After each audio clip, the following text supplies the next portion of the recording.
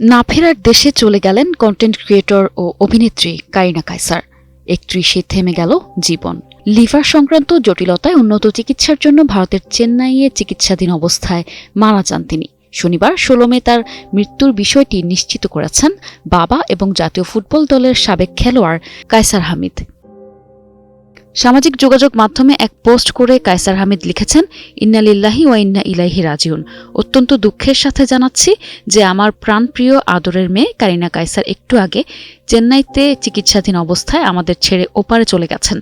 আমার মেয়ের কোনো ভুল ত্রুটি হয়ে থাকলে কিংবা কাউকে কষ্ট দিয়ে থাকলে আপনারা তাকে ক্ষমা করে দিবেন। পোস্টে তিনি আরও উল্লেখ করেন, যারা এই দুঃসময়ে আমাদের পাশে ছিলেন, দোয়া করেছেন, সহযোগিতা করেছেন, তাদের প্রতি কৃতজ্ঞতা প্রকাশ করছি। দোয়া করবেন সবাই, মহান আল্লাহ তাকে জান্নাত নসিব করুন, আমিন।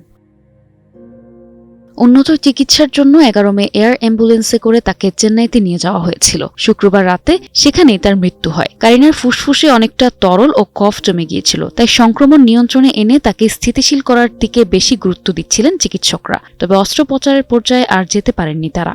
কন্টেন্ট ক্রিয়েটর হিসেবে পরিচিতি পেলেও গত কিছুদিন ধরে তিনি অভিনয়ে নিয়মিত ছিলেন। অভিনয়ের পাশাপাশি চিত্রনাট্যকার হিসেবেও তার পরিচিতি তৈরি হচ্ছিল। ডেস্ক রিপোর্ট, ভোরের ডাক।